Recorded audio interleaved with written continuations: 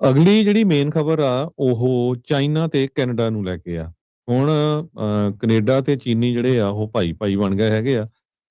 ਕਾਫੀ ਜ਼ਿਆਦਾ ਜਿਹੜੇ ਐਗਰੀਮੈਂਟ ਆ ਉਹ ਮਿਸਟਰ ਕਾਰਨੀ ਨੇ ਜੋ ਚਾਈਨੀਜ਼ ਲੀਡਰ ਆ ਜੀ ਜਿਨਪਿੰਗ ਉਹਦੇ ਨਾਲ ਕੀਤੇ ਹੈਗੇ ਆ। ਇੱਕ ਤਾਂ ਉਹਨਾਂ ਨੇ ਇਹ ਕੀਤਾ ਆ ਵੀ 6000 ਦੇ ਕਰੀਬ ਜਿਹੜੀਆਂ ਇਲੈਕਟ੍ਰਿਕ ਵਹੀਕਲਸ ਆ, ਚਾਈਨੀਜ਼ ਇਲੈਕਟ੍ਰਿਕ ਵਹੀਕਲਸ, ਉਹਨਾਂ 6 ਨਹੀਂ ਸੌਰੀ 49,000 ਦੇ ਕਰੀਬ ਉਹ ਹਰ ਸਾਲ ਲਿਆ ਸਕਣਗੇ, ਜਿਨ੍ਹਾਂ ਤੇ ਸਿਰਫ 6.1% ਟੈਰਿਫ ਲੱਗੂਗਾ। ਪਹਿਲਾਂ ਇਹ ਤੇ 100% ਲੱਗਦਾ ਸੀ ਟੈਰਿਫ 2024 ਦੇ ਐਂਡ ਤੱਕ। ਤੇ ਇਸੇ ਕਰਕੇ ਟੈਸਲਾ ਦੀਆਂ 20,000 ਦੇ ਕਰੀਬ ਜਿਹੜੀਆਂ ਕਾਰਾਂ ਆ ਉਹ ਕੈਨੇਡਾ ਦੇ ਵਿੱਚ ਸੈੱਲ ਹੋਈਆਂ ਸੀਆਂ। ਸੋ ਇਹ ਆਉਣ ਦੇ ਨਾਲ ਟੈਸਲਾ ਦੇ ਉੱਤੇ ਜਿਹੜਾ ਆ ਬਹੁਤ ਵੱਡਾ ਅਸਰ ਪਊਗਾ। ਉਸ ਤੋਂ ਬਿਨਾਂ ਵੀ ਕਨੋਲਾ ਆਇਲ ਜਿਹੜਾ ਆ ਉਹਦੇ ਤੇ ਚਾਈਨਾ ਵਾਲਿਆਂ ਨੇ ਟੈਰਿਫ, ਜਿਹੜਾ ਕੈਨੇਡਾ ਨੇ ਟੈਰਿਫ ਲਾਇਆ ਸੀ, ਚਾਈਨਾ ਵਾਲਿਆਂ ਨੇ ਕੈਨੇਡਾ ਦੇ ਕਨੋਲਾ ਆਇਲ ਦੇ ਉੱਤੇ ਉਹ ਵੀ 15% ਦੇ ਕਰੀਬ ਕਰ ਦਿੱਤਾ ਹੈ। ਉਹ ਵੀ ਕਾਫੀ ਘਟਾ ਦਿੱਤਾ ਹੈਗਾ, ਕਿਉਂਕਿ ਪਹਿਲਾਂ ਬਹੁਤ ਜ਼ਿਆਦਾ ਸੀ। ਅਮਰੀਕਾ ਤੋਂ ਜ਼ਿਆਦਾ ਜਾਂਦਾ ਹੁੰਦਾ ਸੀ ਚਾਈਨਾ ਨੂੰ, ਪਰ ਜਦੋਂ ਟੈਰਿਫ ਲੱਗਿਆ ਉਹਨਾਂ ਨੇ ਵੀ ਰਿਟੈਲੀਏਸ਼ਨ ਚ ਟੈਰਿਫ ਲਾਇਆ ਸੀ ਤੇ ਸੋ ਅਮਰੀਕਾ ਤੋਂ ਜਿਹੜਾ ਜਾਣਾ ਉਹ ਘਟ ਗਿਆ ਹੈਗਾ।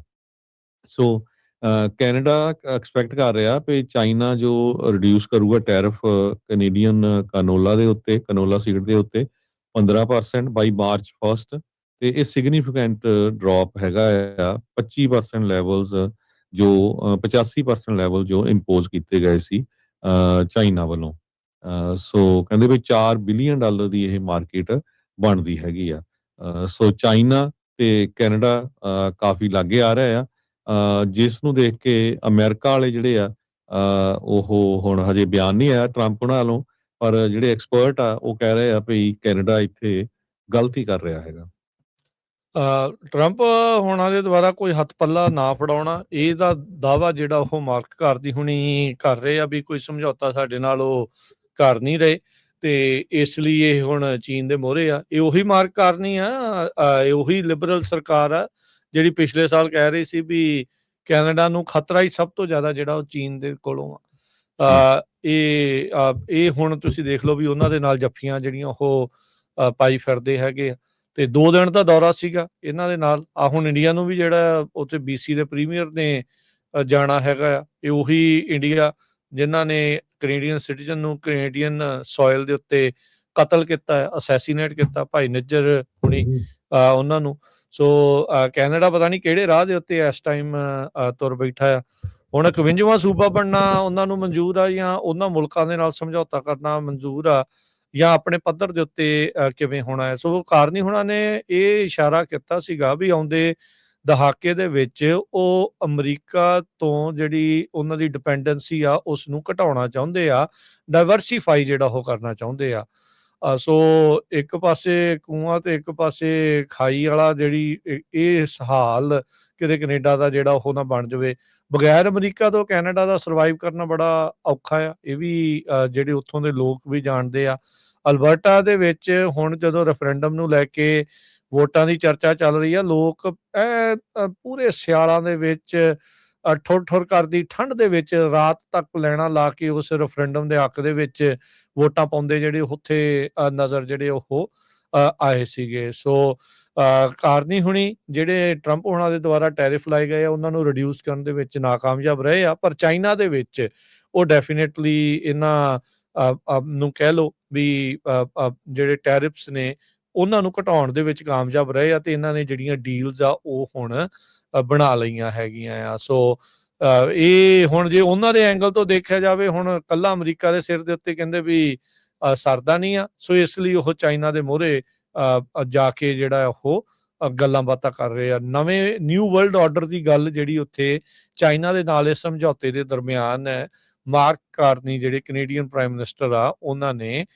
ਕੀਤੀ ਹੈਗੀ ਆ। ਓਨਟਾਰੀਓ ਦੇ ਜਿਹੜੇ ਪ੍ਰੀਮੀਅਰ ਨੇ ਡਗ ਫੋਰਡ, ਉਹਨਾਂ ਨੇ ਜਿਹੜੀ EV ਡੀਲ ਆ ਉਹਦੇ ਖਾਸ ਕਰਕੇ ਬੁਰਾ ਜਿਹੜਾ ਮਨਾਇਆ, ਉਹਦੇ ਕ੍ਰਿਟਿਕ ਜਿਹੜਾ ਉਹ ਕਿਹਾ ਆ, ਉਹ ਕਹਿ ਰਹੇ ਆ ਵੀ ਇਹਦੇ ਨਾਲ ਇੱਕ ਤਾਂ ਚਾਈਨੀਜ਼ ਗੱਡੀਆਂ ਦੀ ਉਹਨਾਂ ਦੀ ਮਾਰਕੀਟ ਕੈਨੇਡਾ ਦੇ ਵਿੱਚ ਸਟਰੋਂਗ ਹੋਊਗੀ, ਤੇ ਦੂਜੇ ਪਾਸੇ ਜੋ ਕੈਨੇਡੀਅਨ ਗੱਡੀਆਂ ਜਿਹੜੀਆਂ ਉੱਥੇ ਬਣਦੀਆਂ ਨੇ, ਜਿਹੜੀਆਂ ਉੱਥੇ ਫੈਕਟਰੀਜ਼ ਨੇ, ਉਹਨਾਂ ਉੱਤੇ ਭੈੜਾ ਜਿਹੜਾ ਉਹ ਅਸਰ ਹੋਊਗਾ। ਕਹਿੰਦੇ ਵੀ ਉਹ ਗੱਡੀਆਂ ਉੱਥੋਂ ਬਣ ਕੇ ਆਉਣ ਦੇ ਨਾਲ ਕੈਨੇਡੀਅਨ ਜੌਬਸ ਜਿਹੜੀਆਂ ਆ ਉਹ ਚਲੇ ਜਾਣਗੀਆਂ। ਸਾਸਕੈਚੁਅਨ ਦੇ ਜਿਹੜੇ ਪ੍ਰੀਮੀਅਰ ਹੈਗੇ ਨੇ ਸਕਾਟ ਮੋ, ਉਹਨਾਂ ਨੇ ਕਿਹਾ ਵੀ ਇਹ ਪੋਜ਼ਿਟਿਵ ਸਟੈਪ ਫਾਰਵਰਡ ਆ ਤੇ ਇਹ ਜਲਦ ਜਿਹੜਾ ਆ ਇਸ ਦੇ ਵਿੱਚ ਹੋਣਾ ਚਾਹੀਦਾ ਸੀਗਾ। ਸੋ ਬੀਜਿੰਗ ਦੇ ਵਿੱਚ ਮਾਰਕ ਕਾਰਨੀ ਤੇ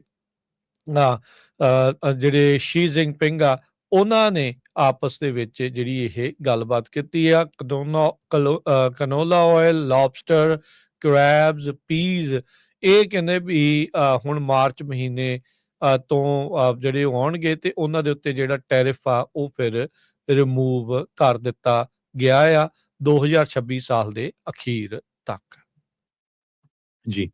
ਸੋ ਬਿਲਕੁਲ ਹੁਣ ਇਸ ਤੋਂ ਬਾਅਦ ਜਿਹੜਾ ਯੂਐਸ ਮੈਕਸੀਕੋ ਕੈਨੇਡਾ ਐਗਰੀਮੈਂਟ ਆ USMCA, ਇਹਦੇ ਉੱਤੇ ਵੀ ਕਾਫੀ ਵੱਡਾ ਅਸਰ ਪਊਗਾ। ਜੇ ਅਮਰੀਕਾ ਦੀ ਸਰਕਾਰ ਇਹ ਕਹਿੰਦੀ ਆ ਵੀ ਵੈਨਜ਼ੂਏਲਾ ਤੋਂ ਸਾਨੂੰ ਖਤਰਾ ਆ ਵੀ ਉੱਥੇ ਚਾਈਨੀਜ਼ ਬਹੁਤ ਇਨਵੈਸਟ ਕਰ ਰਹੇ ਆ, ਤੇ ਕੈਨੇਡਾ ਤਾਂ ਬਿਲਕੁਲ ਮੁੰਡ ਆ ਤੁਰ ਕੇ ਜਾਣ ਨੂੰ ਆ। ਸੋ ਜੋ ਕੈਨੇਡਾ ਦੀ ਜਿਹੜੀ ਟਰੱਕਿੰਗ ਇੰਡਸਟਰੀ ਆ ਉਹਦੇ ਉੱਤੇ ਵੀ ਮੈਨੂੰ ਲੱਗਦਾ ਆਉਣ ਵਾਲੇ ਸਮੇਂ 'ਚ ਕਾਫੀ ਅਸਰ ਪਊਗਾ। ਪੰਜਾਬੀ ਵੱਡੀ ਗਿਣਤੀ 'ਚ ਇਸ ਇੰਡਸਟਰੀ ਦੇ ਵਿੱਚ ਆ, ਉਹਨਾਂ ਨੂੰ ਬਿਲਕੁਲ ਇਹਦੇ ਤੇ ਅੱਖ ਰੱਖਣੀ ਚਾਹੀਦੀ ਆ ਵੀ ਆਉਣ ਵਾਲੇ ਸਮੇਂ 'ਚ ਕੀ ਕੁਝ ਵਾਪਰਨਾ ਹੈਗਾ।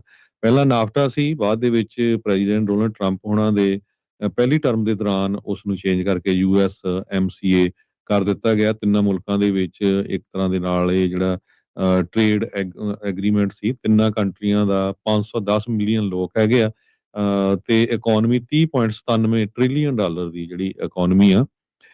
ਸੋ ਉਹਦੇ ਤੇ ਜਿਹੜਾ ਅਸਰ ਆ ਉਹ ਕਿੰਨਾ ਕੁ ਪਊਗਾ, ਇਹ ਹੁਣ ਹਜੇ ਅੱਜ ਤੱਕ ਤਾਂ ਕੋਈ ਬਿਆਨ ਆਇਆ ਨਹੀਂ ਟਰੰਪ ਉਹਨਾਂ ਦਾ, ਪਰ ਆਊਗਾ ਜ਼ਰੂਰ। ਸੋ ਉਹਦੇ 'ਚ ਦੇਖਦੇ ਹਾਂ ਵੀ ਕੀ ਅਸਰ ਪੈਣ ਜਾ ਰਿਹਾ ਹੈਗਾ। ਕੈਨੇਡਾ ਦੀ ਜਿਹੜੀ ਟਰੱਕਿੰਗ ਤੇ ਬੱਸ ਮਾਰਕੀਟ ਆ ਉਹ ਆਲਰੇਡੀ ਕਾਫੀ ਉਹਨਾਂ ਤੇ ਅਸਰ ਪਿਆ ਆ। ਟੈਰਿਫਸ ਜਦੋਂ ਗਏ ਆ, ਉਹਨਾਂ ਦੇ ਪਾਰਟਸ ਜਿਹੜੇ ਉੱਥੇ ਬਹੁਤ ਬਣਦੇ ਆ, ਉਹਨਾਂ ਦੇ ਉੱਤੇ ਕਾਫੀ ਟੈਰਿਫ ਵਧਾਇਆ ਗਿਆ ਹੈਗਾ। ਜੀ।